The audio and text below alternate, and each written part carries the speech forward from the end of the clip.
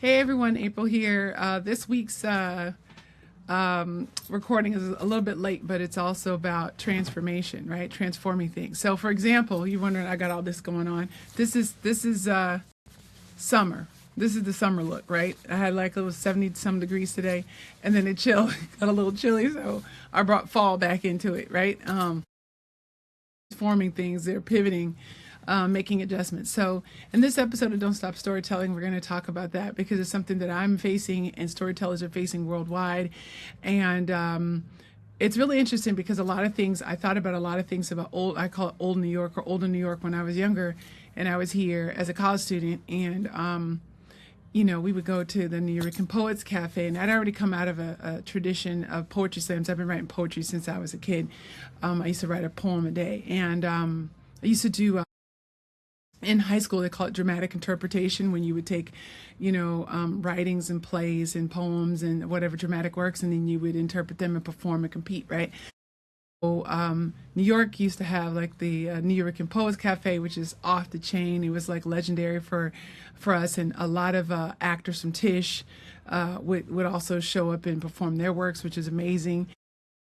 And also, they used to have a thing called Just Once a Month, right? And a bunch of artists, I can't remember who originally put it together, but they would get together playwrights and composers, actors, filmmakers, whoever was working on stuff. They would get together once a month and then share their work, and people would show up and like say, "Okay, I'll read it for you. I'll sit in and or I'll play it or I'll perform it," so people could get live readings of their work and share works in progress.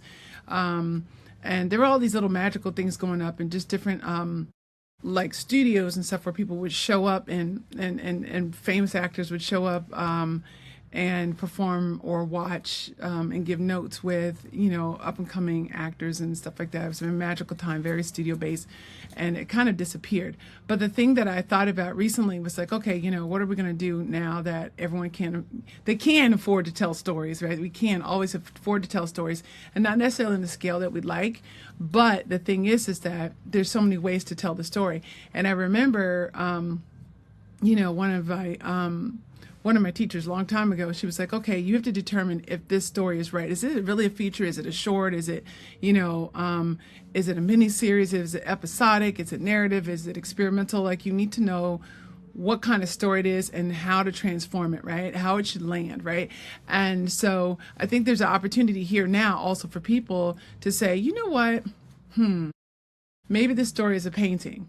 Maybe this story is a play now. Maybe this story is a series of photographs like La Jetée, like Chris Marker's film La Jetée. He was Oscar nominated way many years ago, but it was a film told with still photographs. And that was something that also was very influential for me as an experimental filmmaker.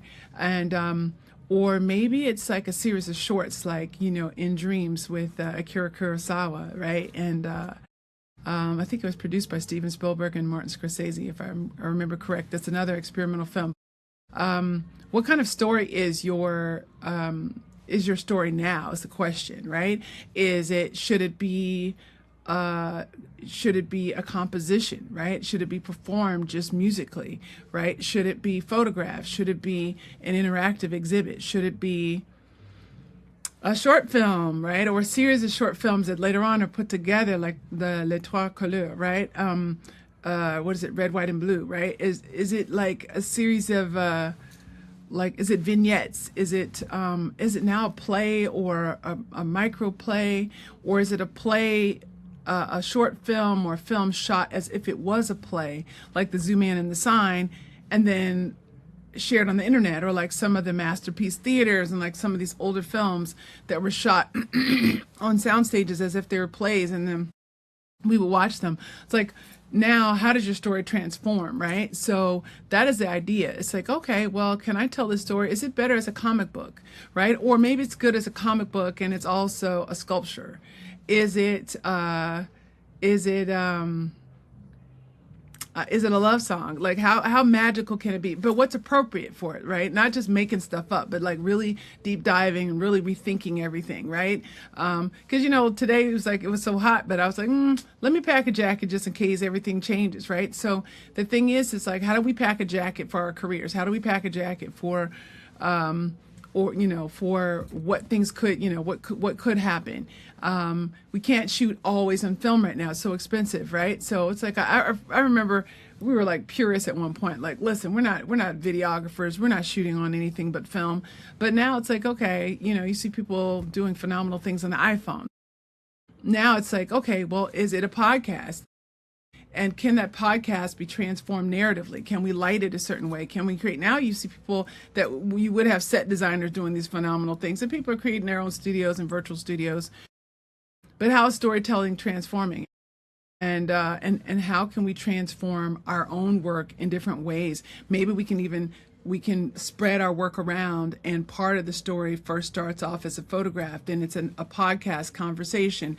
Now all of a sudden it's a stop motion animation for part of it, and it's it's stripped out over social media. Maybe there's a way that people then there's something on Substack and people have to kind of sleuth it, or have an interactive story that's like on what do they call it, geo-tracking, right? And like, can we create interactive stories where people show up to these places to see a performance or to see the film, and then now they find something else? Like, there's so many ways, like interactively now, and with AI and with all these things, all these tools that we have to just kind of blow these stories up and spread them around the world. Like, we can take them apart and transform them in pieces and make them really new, interesting experiences, like choose your own adventure, right? So now if we think about it like that, like, how are we transforming our stories into adventures that we choose for other people? How can we make them experiential, right?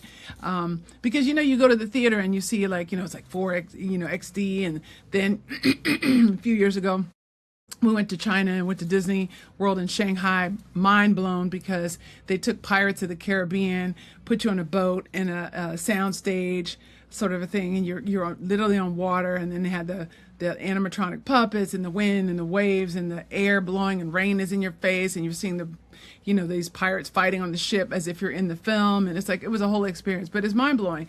And it's not, now the question is, how can we know that stories are transforming, but how do we transform them ourselves, right? How can it be a multifaceted experience? Can it be online? And then how can we